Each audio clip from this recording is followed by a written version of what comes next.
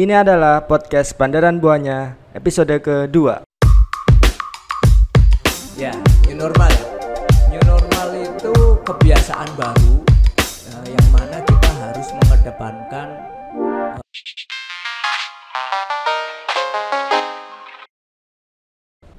Halo Sobat BC, Pangkalan Bun. Balik lagi ke podcast Pandaran Buahnya, podcast Bea Cukai Pangkalan Bun. Kali ini saya sudah bersama seorang pejabat dari kantor Bea Cukai Pangkalan Bun. Beliau adalah Bapak Pandu Pratomo Surtianto. Halo Pak Pandu, apa kabar? Halo Ivan, baik, alhamdulillah. Gimana kabarnya Ivan? Ya, alhamdulillah baik juga Pak. Sip.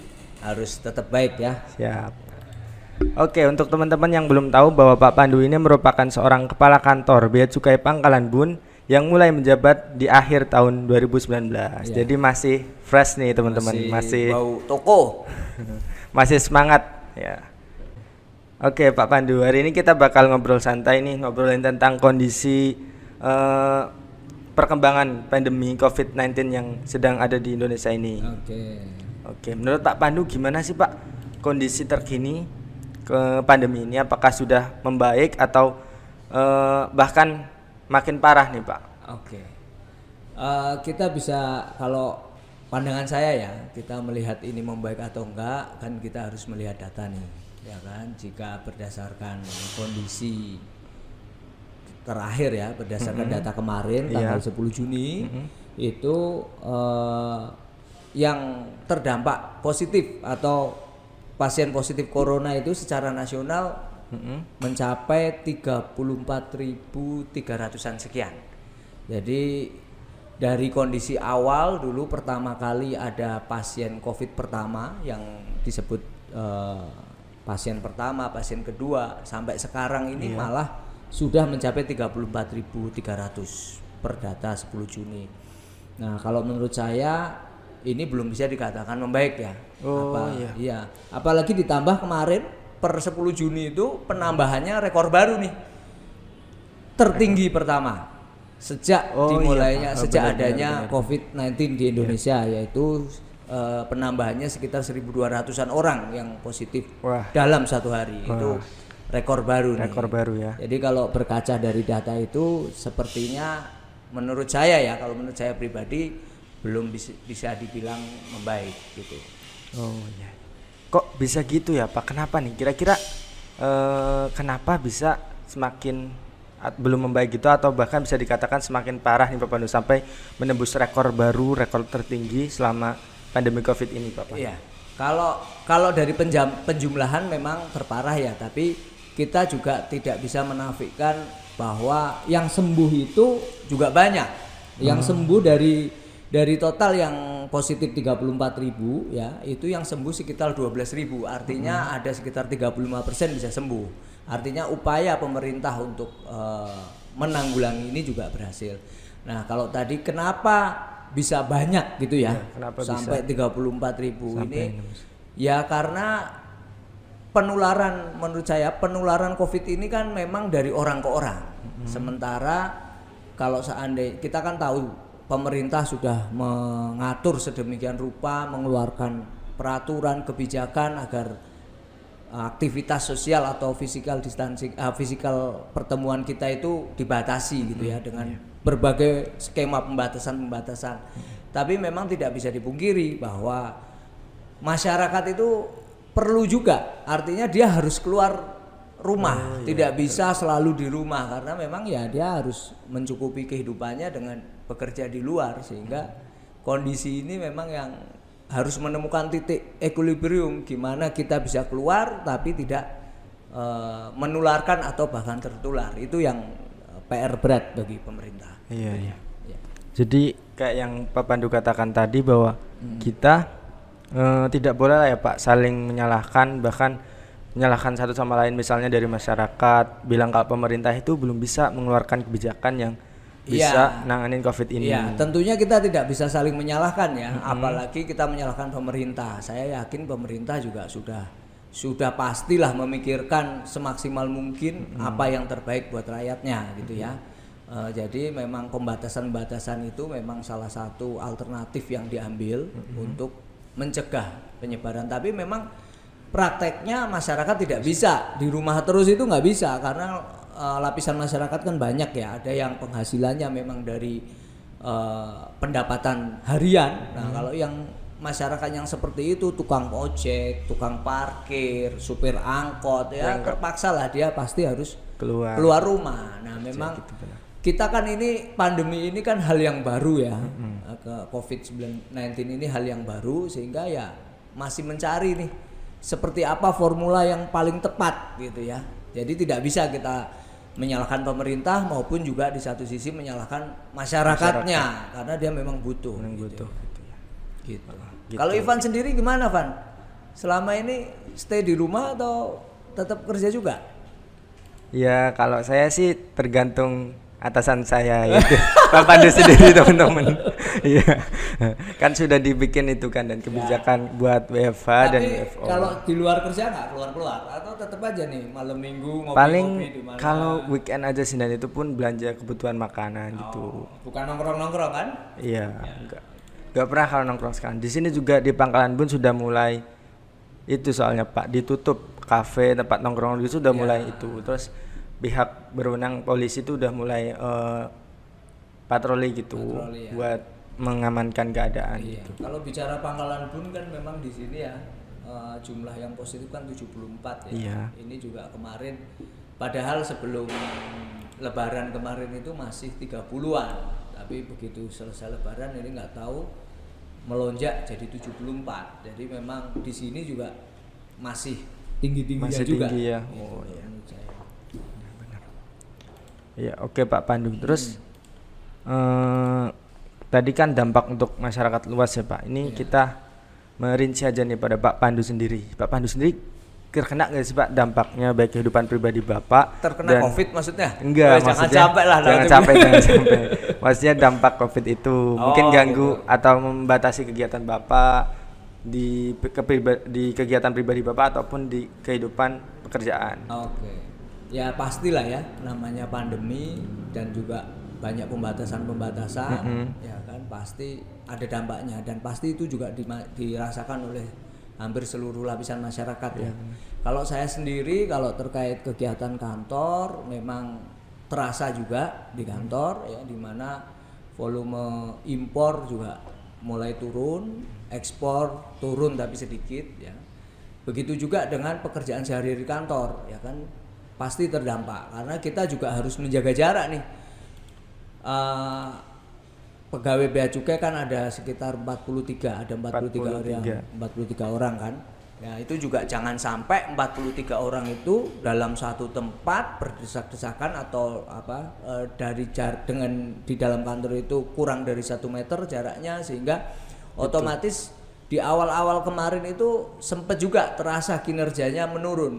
Ya kinerjanya kayak ngerem gitu ya, karena memang kita diharuskan untuk mengurangi jarak kan.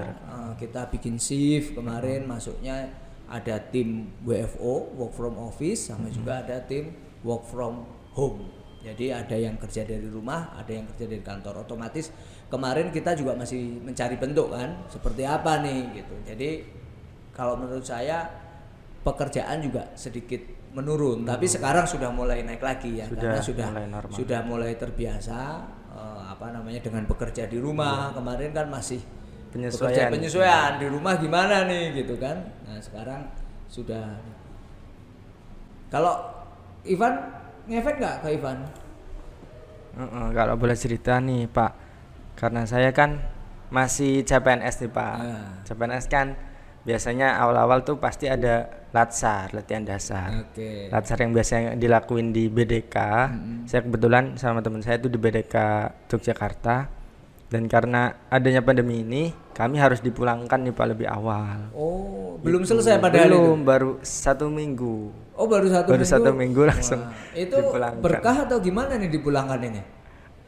Beda-beda sih Pak, ada yang nganggep berkah, ada yang enggak. Soalnya enak juga sebenarnya kalau latsar di BDK itu kan. Oh iya, minimal di Pulau Jawa lah ya. Gitu. Di kota yang lebih besar daripada di sini.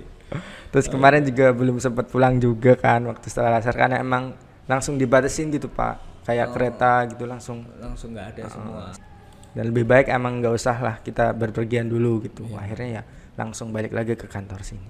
Iya. Kalau buat pribadi ya memang terdampak ya, apalagi teman-teman ASN ya, pegawai negeri, di mana mereka kemarin kan kebijakannya bahkan sampai sekarang tidak boleh cuti, tidak boleh mudik gitu kan. Jadi terpaksalah kita semua ASN merayakan lebarannya itu di rantau, di tempat perantauan. Ya kita sementara berganti, biasanya dengan keluarga inti, ya sekarang keluarganya ya teman-teman sekantor, teman gitu. kantor juga. Iya.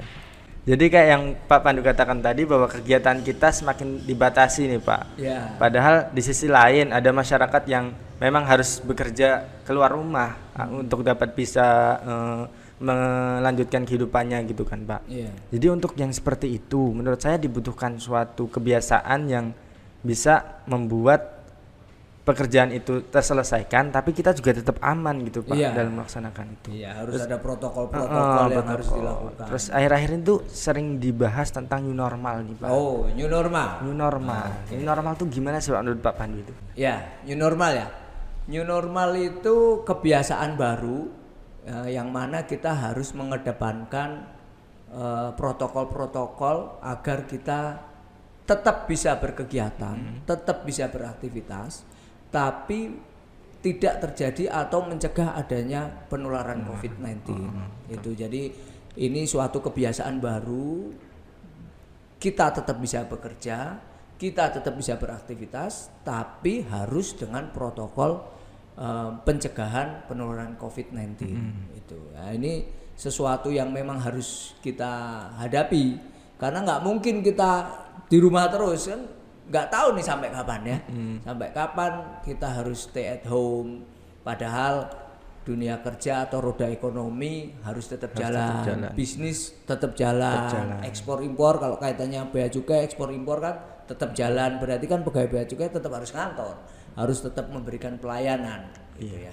Jadi protokol-protokol itu harus tetap dilakukan. Intinya new normal itu kita beraktivitas normal, tapi ditambah dengan protokol tadi pencegahan penularan COVID-19. Jadi kita nggak bisa juga ya Pak membuat pilihan dari ekonomi atau kesehatan. Jadi ya ekonomi tetap harus jalan, tapi kesehatan juga tetap harus terjamin gitu ya Pak. Kesehatan dalam hari ini kan pencegahan. Pencegahan itu lewat ya protokol tadi.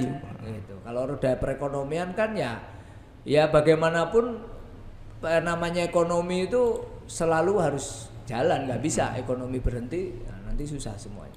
Iya. Jadi ya buat sobat BC semua, kita harus segera nih menyesuaikan dengan kenormalan baru itu. Contohnya ya udah ada banyak sih imbauan dari pemerintah, misalkan cuci tangan, terus menggunakan masker dimanapun, terus menjaga jarak aman, terus juga yang paling penting sih itu ya etika batuk, dan misalkan tidak ada keperluan yang sangat mendesak, janganlah kita keluar-keluar dulu ya Pak. Iya. Oke, balik lagi ke narasumber kita teman-teman.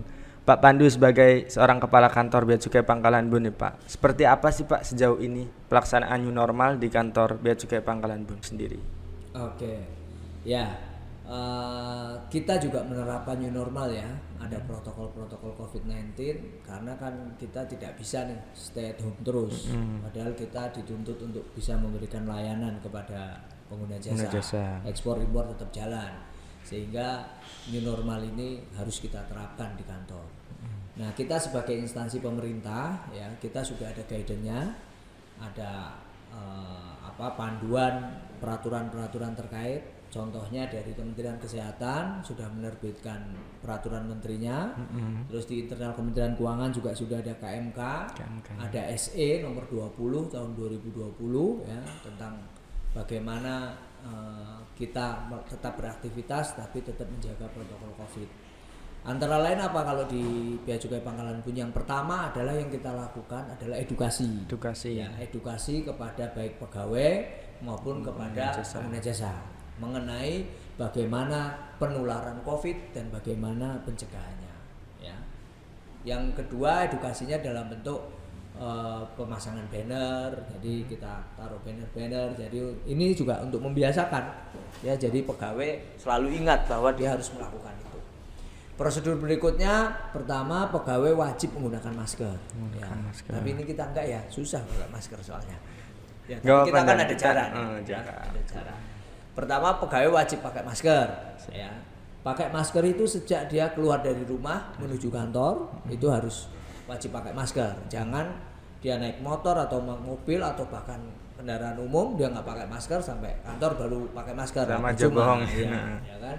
Yang kedua adalah pegawai setiap mau masuk kantor dia harus cuci tangan. Cuci tangan dulu. Cuci tangan dengan sabun, ya, dengan air yang mengalir. Itu juga kita siapkan sarananya. Kita sudah ada wastafel untuk cuci tangan dan sabunnya. Yang ketiga adalah setiap pegawai atau setiap orang tentunya ya, tidak hanya pegawai, setiap orang yang masuk ke dalam kantor itu wajib dicek suhu badannya, ya. Jadi kita ada alat pengukur suhu badan, ada termogan. Ya. Jadi setiap pegawai setiap mau masuk dicek. Jika dia ada suhunya di atas 37, ya kita minta tidak masuk kantor. Tidak masuk kantor. Alhamdulillah sampai sekarang tidak ada. Ivan pernah nggak dicek? Belum. 37 belum. Belum. Jangan sampai. Jangan sampai ya, benar banget jangan sampai. Terus berikutnya kantor menerapkan ini penyemprotan disinfektan berkala. Ya, jadi setiap hari libur kantor disemprot disinfektan sehingga pada saat hari kerja pertama atau Senin sudah clear lagi, ya. Di samping itu kita menerapkan kebijakan work from home, ya. Jadi pembagian giliran kerja, sebagian work from home dan sebagian work from office. Di mana work from office ini maksimal sesuai ketentuan di SE itu SE 22 itu maksimal 50%. Ya, jadi memang dari Kementerian Keuangan sudah memberi guidance kita tidak boleh terlalu banyak pegawai masuk di kantor. Tapi yang nggak masuk itu bukan berarti nggak kerja ya. Dia tetap kerja tapi dari rumah. Dari rumah gitu ya. Terus yang berikutnya kita juga berkoordinasi dengan gugus Covid Pangkalan Kota Waringin Barat untuk antisipasi kalau nanti ada yang ODP atau PDP sehingga kita bisa langsung dengan mudah komunikasi dengan gugus Covid. Itu beberapa protokol yang dilakukan di penyesuaiannya dengan normalan baru ini. Gimana Van? Yang menjalankan ribet nggak? Harus pakai masker, harus ini, harus itu. Kalau dibilang ribet dari normal yang sebelumnya, ya memang lebih ribet ya. Cuman kan harus kita lakukan juga buat kita sendiri, buat orang lain juga kan. Kita kan nggak bisa hidup sendirian gitu kan. Ada orang lain juga. Ya kalau orang lain ngelakuin itu, kita harus juga ngelakuin itu. Yang penting kita jangan sampai berparadigma new normal itu nyusahin. Jangan sampai ya. New normal benar, ya berarti new normal itu bukan nyusahin ya teman-teman. Oke, Pak Pandu. Tadi kan dari sisi pelayanannya tuh udah kelihatan tuh Pak Pandu. Misalkan dari pegawai yang melayani menggunakan masker gitu kan, cuci tangan.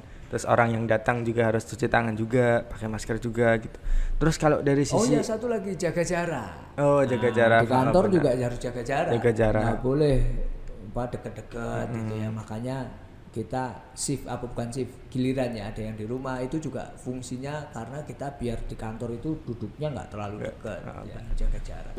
Terus kalau dari sisi pengawasannya nih, Pak Pandu, gimana nih new normalnya tuh agak bikin ribet tadi atau enggak?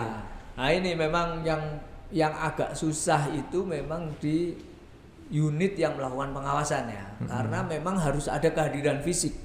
Kalau administrasi pelayanan itu kita bisa gunakan dengan teknologi informasi, misalkan surat, pelayanan surat, jawaban surat kita bisa pakai email, bisa pakai ini. Tapi kalau pengawasan itu harus kehadiran fisik itu harus ada, karena kan kita harus melakukan pengawasan atas fisik barang ya, dimana kita harus melakukan patroli laut, patroli darat, operasi pasar. Gitu. Jadi memang kehadiran fisik. Nah ini penerapan protokol COVID-19 ini harus lebih ketat lagi ya, di unit pengawasan ini. Jadi teman-teman yang melakukan patroli selain dia harus menggunakan pakaian dinas lapangan ya dia harus menggunakan masker, sarung tangan gitu. Mungkin kalau kita di kantor kan nggak perlu pakai sarung tangan. Perlu. Ya kalau kalau dia meriksa kapal ya dia wajib, apalagi kapal asing kan, ya dia wajib harus pakai masker. Bahkan kita bedakan masker yang dipakai untuk keseharian di kantor itu hanya masker kain. Ya. Tapi kalau yang melakukan pemeriksaan, ya pengawasan itu harus menggunakan masker masker bedah ya. Itu. Masker medis itu yang sekali pakai itu. Oh iya. Ya, jadi kita wajibkan dia pakai itu karena biar dia kembali ke kantor nggak menggunakan masker yang tadi terkontaminasi di kapal. Jadi sekali pakai buang begitu masuk. Mengurangi kantor. resiko Ya, bawa virus itu. Betul.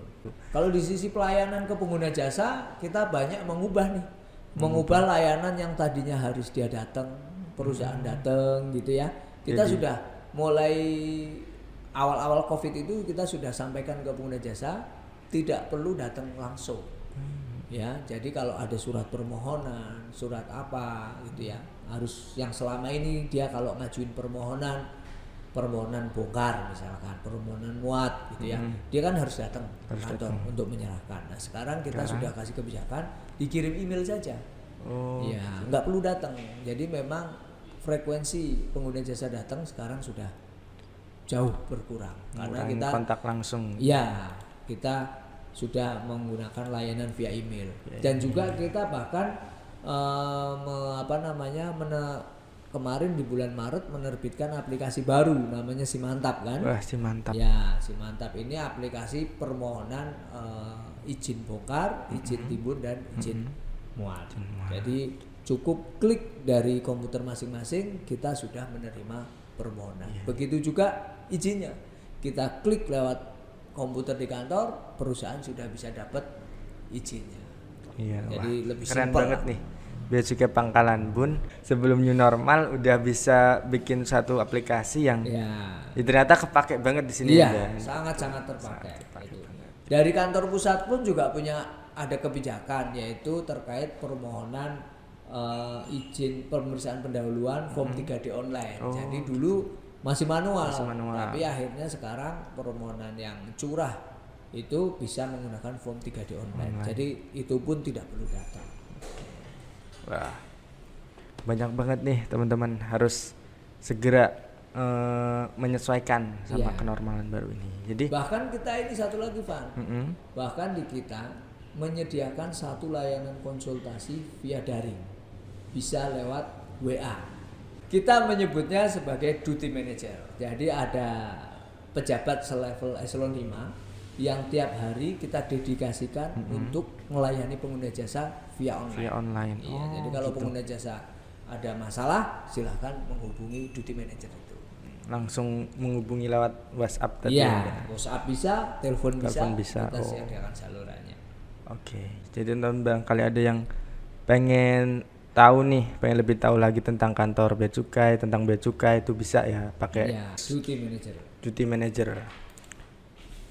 Oke Pak Pandu, mungkin ada kata-kata penyemangat nih buat teman-teman semua di luar sana yang masih harus bekerja di tengah pandemi seperti ini, Pak Pandu. Boleh sampai teman-teman. Oke, buat sobat BC Pangkalan Bun yang menyaksikan podcast ini ya saya harapkan memang susah ya kalau seandainya memang penghasilan kita dari penghasilan harian yang kita harus keluar ya sebisa mungkin diminimalkan. Cuman memang kalau sudah tidak bisa ya apa boleh buat.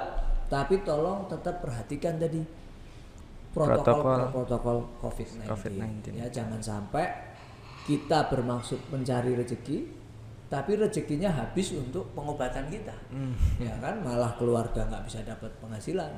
Intinya silahkan kalau memang harus keluar ya, tapi ya pastikan selalu cuci tangan, menggunakan masker, jaga jarak. Bahkan saya pun sekarang ini kenormalan baru juga bagi saya di keluarga. Saya itu membedakan antara baju pergi keluar rumah dengan baju di rumah. Wah. Iya, harus saya bedakan. Begitu saya pergi katakanlah beli makan, pulang itu baju itu saya taruh tempat sendiri yang akan saya pakai pada saat saya keluar lagi. Gitu. Jadi bedakan. Ya, ini untuk kebaikan bersama kan. Jangan sampai virus dari luar nempel di kita, mungkin kita tidak sakit ya, karena mungkin usia kita masih usia yang tidak rentan kena COVID gitu ya. Mungkin kena tapi tidak bergejala, namanya OTG. Yang kita khawatirkan kan adalah begitu kita masuk rumah, di situ ada anak kita, ada orang tua kita yang sudah sepuh gitu ya, bisa tertular dan malah berakibat fatal kepada mereka. Jadi pesan saya ya, tetap semangat ya, tetap silahkan kalau memang harus bekerja, kurangi kontak dengan orang, jaga jarak, pakai masker, cuci tangan. Itu yang harus kita lakukan, Pak. Siap. Intinya jangan sekedar keluar rumah, sekedar nongkrong-nongkrong gitu yang nggak penting. Yang nggak penting-penting kayak gitu jangan dulu ya ini. Iya. Gitu, Pak. Jadi ayo Sobat BC semua, kita bersama-sama berupaya menjadi solusi dari permasalahan pandemi yang sedang kita hadapi. Ingat ya, new normal bukanlah suatu pembebasan. New normal adalah kebiasaan baru yang kita dengan itu bisa menyesuaikan dengan pekerjaan dan tetap terlindungi dari penyebaran COVID-19 ini. Oke, Pak Pandu, mungkin ada yang ingin disampaikan sebelum kita menutup podcast ini, Pak Pandu. Oke, intinya kepada semua tetap semangat, jalankan protokol COVID-19 dan jangan lupa tetap berdoa karena semua ini Allah yang menentukan. Ya, itu saja. Oke. Terima kasih Pak Pandu udah mau ngobrol bareng kita di sini, udah mau sharing juga tentang new normal ini tadi. Semoga apa yang kita obrolin juga teman-teman bisa nangkep ya, bisa mengambil inti dari apa yang kita sampaikan tadi gitu. Oke, cukup sekian podcast kita kali ini. Sampai jumpa pada podcast episode berikutnya. New normal bukan nyusahin.